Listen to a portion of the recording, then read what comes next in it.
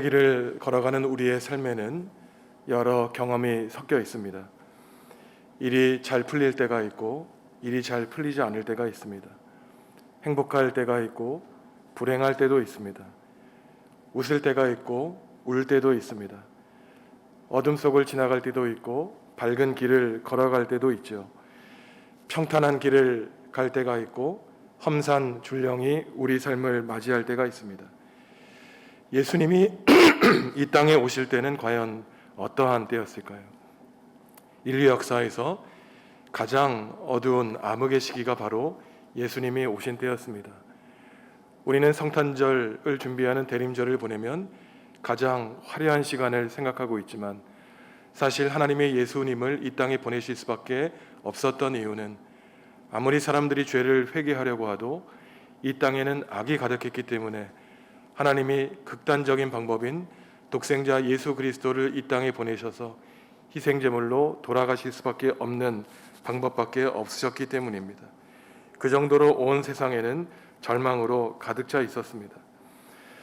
오늘 순례자도 자신의 인생과 결의 역사에 있던 운명의 수레바퀴를 노래하고 있습니다. 고난으로 가득 찬 과거에 하나님이 해방해 주신 역사로부터 하지만 그 이후에 끊임없이 계속되는 고난과 역경의 시대, 그러한 고난의 세월을 말하고 있습니다. 우리 인생도 마찬가지이죠.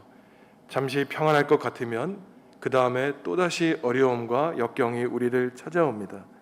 마음을 놓으면 새로운 문제가 우리를 기다리고 있는 것이죠.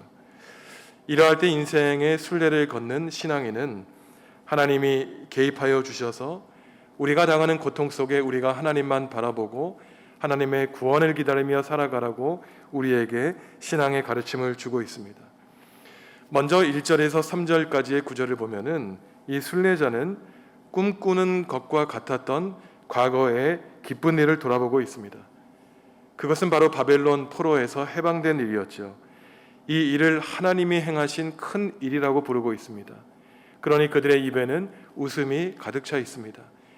하나님이 행하신 큰 일이라고 불렀던 이유는 도저히 인간의 생각으로는 그 작디 작은 나라 이스라엘이 중동의 가장 강력한 왕국이었던 제국이었던 바벨론에서 해방될 것을 감히 누구도 생각조차 할 수 없었기 때문입니다.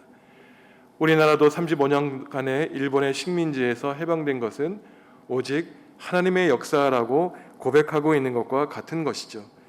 이스라엘 백성은 고난과 고통이 언제 끝날지 몰랐습니다. 어쩌면 정작 고난과 고통을 당하는 것보다 그러한 어려움에 빠져 있을 때 이 고통이 언제 끝날지 모를 때 더 극심한 고통 가운데 우리는 살아가게 됩니다. 백성들은 이전에 하나님이 어떻게 자신들을 구원했는지 기억하고 있죠. 포로를 돌린다는 것은 운명을 바꾼다는 뜻이 있습니다. 그러니 이집트 바벨론에서 포로에서 돌아왔다는 것은 단지 그들의 몸이 돌아왔다는 것만 아니라 그들의 운명이 비극에서 기쁨으로 바뀌었다는 것을 말합니다. 이러한 운명의 역전은 단지 이스라엘 백성만 경험하는 것이 아니라 하나님을 믿는 모든 백성들이 경험할 수 있는 것이죠. 지금 이 자리에 있는 우리도 하나님이 바꾸어 주실 운명을 기대하며 살아갈 수 있는 것입니다. 순례자는 어려울 때 무엇을 합니까? 과거 우리 조상들에게 비극의 역사를 희극의 역사로 바꾸어 주던 것처럼 지금 내가 당하고 있는 이 슬픈 일도 기쁨으로 바꾸게 해달라고 하나님께 기도하고 있습니다. 과거에 하나님의 역사를 경험했던 신앙인이기 때문에 그것은 단지 과거의 일로 끝난 것이 아니라 지금 이 순간 우리의 삶도 바꿔주실 것으로 신앙인은 확신하고 있기 때문인 것이죠. 오늘 순례자가 하는 기도에는 비참한 현실이 반영되어 있고 그러한 비참한 현실에서 하나님이 바꾸어 주실 희망의 바람이 함께 담겨 있습니다.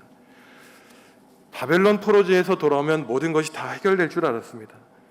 하지만 정작 고국에 돌아와 보니 그 이스라엘 역사에는 여전히 모든 어려움이 남아 있었죠. 눈물을 흘리며 씨앗을 뿌린다는 말은 포로 생활에서 돌아온 사람들의 고통과 애환을 표현하고 있습니다. 고국에 돌아오 보니 이스라엘 예루살렘 성전이 무너졌고 성벽이 다 무너졌습니다. 온 땅이 폐허가 되었죠.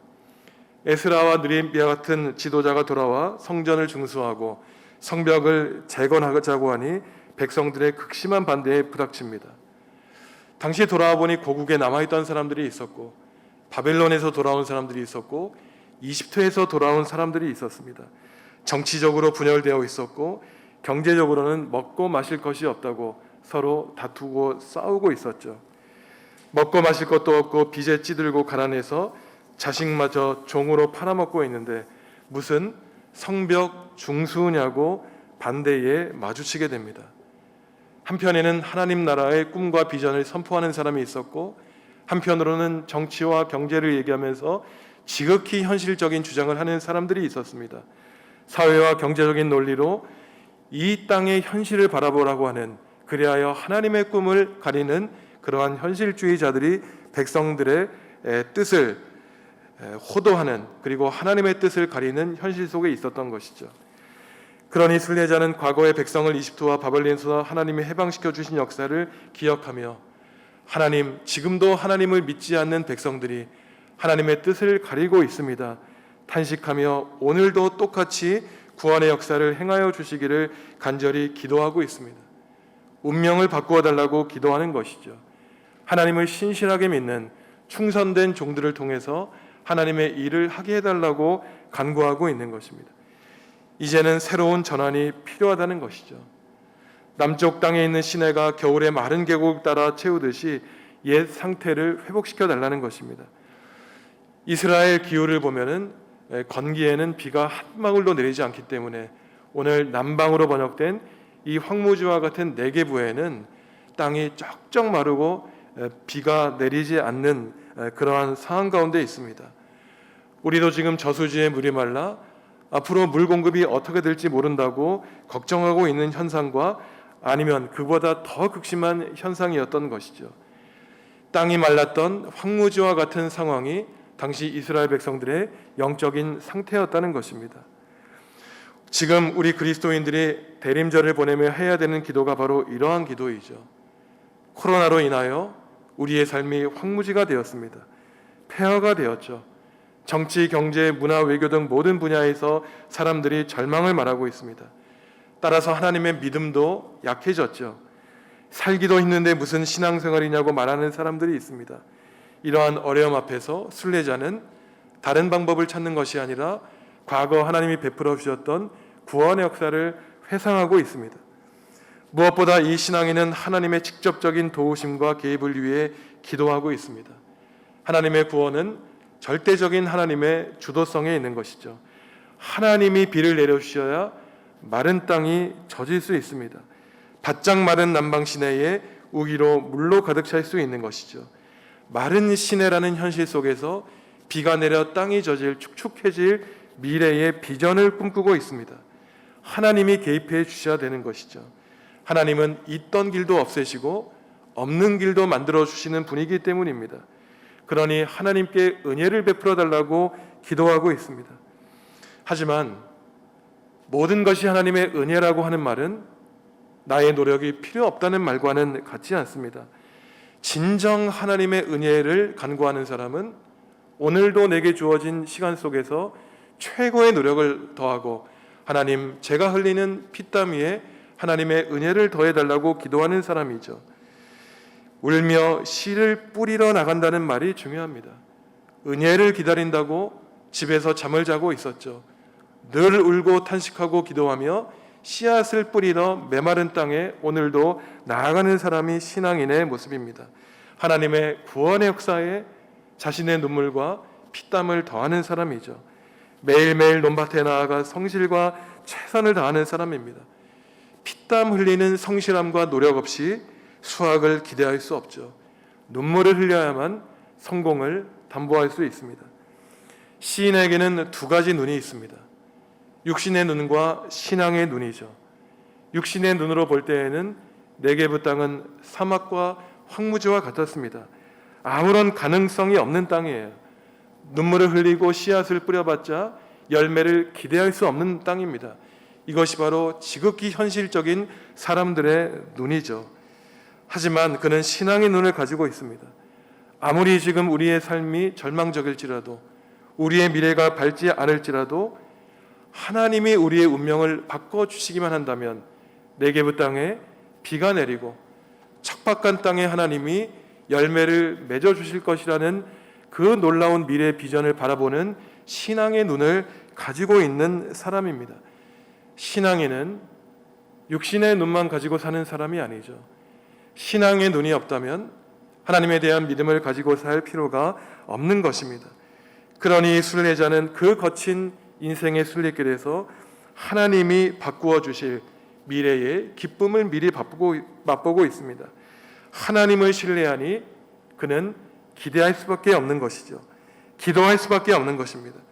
그것이 바로 우리 인생의 진정한 성공이죠. 피곤하고 염려로 가득한 인생의 밭에 눈물을 흘리며 씨앗을 뿌리니 앞으로 하나님이 베풀어 주실 수확의 기쁨과 감사로 가득한 미래를 바라보는 것입니다. 다른 것이 씨앗이겠습니까? 우리가 흘리는 눈물이 바로 우리의 씨앗입니다. 눈물이 흘리는 사람이 거둘 것입니다. 나갈 때에는 눈물을 흘리며 슬프게 나아가지만 들어올 때에는 한 손 가득히 수확물을 들고 기쁨으로 돌아오게 될 것이라고 하나님은 우리에게 약속하십니다. 성도 여러분, 지금 이 시대를 살아가고 있는 우리 신앙인들에게 어떠한 눈이 과연 필요하겠습니까? 하나님은 어떠한 눈을 가지고 살아가는 사람들을 지금 찾고 계실까요? 하나님은 어떠한 말을 하는 사람을 필요로 하고 계시겠습니까? 어렵다는 말, 안 된다는 말, 소용없다는 말은 누구나 할 수 있는 말입니다. 어린이도 할 수 있는 말이죠. 만약에 우리 인생에서 할 수 있는 말이 그것뿐이라면 우리가 할 수 있는 일, 해야 할 일은 아무것도 없습니다. 또 실제로 어쩌면 현실이 정말로 해도 안 될 줄 모르죠. 하지만 이러한 말이 우리의 삶과 비참한 현실을 절대로 바꿀 수는 없습니다. 만약 불평과 불만을 토로하여 우리 삶이 바뀐다면 우리도 끊임없이 불만을 말하겠죠. 하지만 안 된다고 말할 그때 그것은 단지 우리의 불평으로 끝나는 것이 아니라 우주 만물을 창조하신 하나님의 능력을 불신하는 행위인 것입니다. 차라리 안 된다고 말할 그때 눈물을 흘리며 씨앗을 뿌리면 됩니다. 혹시 하나님이 우리가 흘린 그 수많은 눈물과 그 작은 씨앗 속에 어쩌면 크나큰 열매, 우리가 기대하지 못하는 열매를 맺어 주실지 누가 감히 하나님의 큰 일을 판단할 수 있겠습니까? 삶을 포기하지 않는 한 그때가 언제가 될지 모르지만 우리는 하나님이 거두어 주실 그 큰 수확을 바라보며 소망 가운데 살아야 됩니다. 절망하고 있는 사람, 안 된다고 하는 사람이 있으면 한번 해보자고, 새롭게 하나님의 일을 기대해 보자고 소망의 말을 해야 됩니다. 하나님이 우리의 삶을 바꿔주실지 아무도 모르기 때문이죠. 그리고 기도해야 됩니다. 기도하지 않으니 부정적일 수밖에 없어요.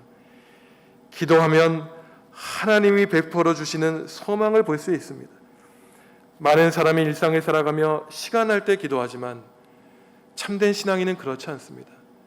24시간 주어진 시간 속에서 기도하는 것이 아니라 우리의 일상은 기도의 연속이에요.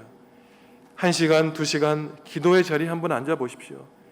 그 기도의 자리에서 일어나 세상에 나아가는 것이 두렵습니다. 하나님, 제가 어떻게 기도하지 않고 오늘 하루를 살아갈 수 있겠습니까? 하나님, 비록 제가 지금 기도의 자리에서 일어나 세상 속에 나아가 살아가지만 살아가며 기도하게 하여 주십시오. 기도하며 말하게 하시고 기도하는 것처럼 생각하게 하여 주시옵소서. 기도와 일을 분리하지 않게 하여 주시고 비록 지금은 잠시 기도를 멈추고 세상 일에 최선을 다하지만 우리의 영혼이 오직 하나님의 보호하심에 있어 사람들을 만날 때, 세상 일을 할 때, 생각하고 말할 때 기도 자리에 앉아서 기도했듯이 모든 일을 하나님의 주권 아래에 행하게 하십시오라는 깨달음을 갖는 사람이 바로 참된 신앙인, 참된 기도하는 사람입니다. 그러니 사무엘이 내가 한 번도 백성을 위하여 기도하기를 쉰 죄를 범하지 않았다고 고백했던 것이죠. 우리 삶의 일부가 기도가 아니라 우리 삶은 기도의 연장선에 있습니다. 그래야만 우리는 실족하여 넘어지지 않을 수 있죠. 하나님은 지금 이 자리에서 눈물을 흘리며 씨앗을 뿌리러 황무지에 나아갈 사람을 찾고 계십니다. 겸손하고 충실하게 헌신한 일꾼을 찾고 계시죠. 큰 일을 꿈꾸며 살아가는 것이 아니라 오늘 하루 우리에게 주어질 작은 일에 충성할 사람을 찾고 계십니다. 그 사람에게 하나님은 큰 일을 맡겨주실 것입니다. 하루하루 주어진 일에 최선을 다하니 나도 모르는 사이에 내 인생 마지막 순간에 보니 내 인생 전체가 성공한 인생이 된 것이죠. 우리의 인생은 어쩌면 남방 내게부의 황폐한 땅과 같습니다. 우리 삶에 희망이 아니라 슬픔과 절망만이 가득할 수 있죠. 하지만 그 절망 속에서 오늘도 우리는 눈물을 흘리며 씨앗을 뿌리기에 우리는 앞으로 거두어들일 곡식단을 바라봅니다. 대림절 마지막 주 목요일 아침을 시작하시면서 성도 여러분, 오늘 하루도 마음껏 우시기 바랍니다. 오늘도 슬픔을 가지고 곡식을 거두어들일 그 희망을 바라보시기 바랍니다. 성도 여러분들이 흘리는 눈물 가운데, 성도 여러분들의 손 안에 있는 작은 씨앗 안에 하나님 나라의 소망, 엄청난 열매와 곡식단이 가득 차 있습니다. 신앙인은 신앙의 눈으로 절망 속에서 희망을 바라보며 잊지 않은 길에서 하나님이 만들어주시는 새 길을 보는 사람인 것이죠. 어두운 세상에, 어두운 내 마음에, 문제로 가득 찬 우리 가정에 주님 찾아와 주십시오. 저의 눈물을 보아 주십시오. 하나님 나라의 씨앗을 뿌려 주십시오. 단지 우리가 할 수 있는 일은 기도밖에 없습니다. 성도 여러분, 오늘 하루 하나님이 우리에게 주신 사명이 무엇인지 잘 한번 생각해 보십시오. 그리고 우리가 해야 될 일, 우리가 할 수 있는 일은 과연 무엇인지 잘 헤아려 보시기 바랍니다. 하나님이 우리 인생에서, 우리 눈에서 무엇을 찾기 바라시는지 오늘 하루도 눈물을 흘리며 씨앗을 뿌리러 나가는 성도 여러분들의 인생길에 주님이 함께 하실 때, 우리가 돌아올 때에는 우리 얼굴에 큰 기쁨으로 곡식단을 가지고 돌아오는 거룩한 복된 하루가 될 것입니다. 잠시 묵상하실 때 우리 인생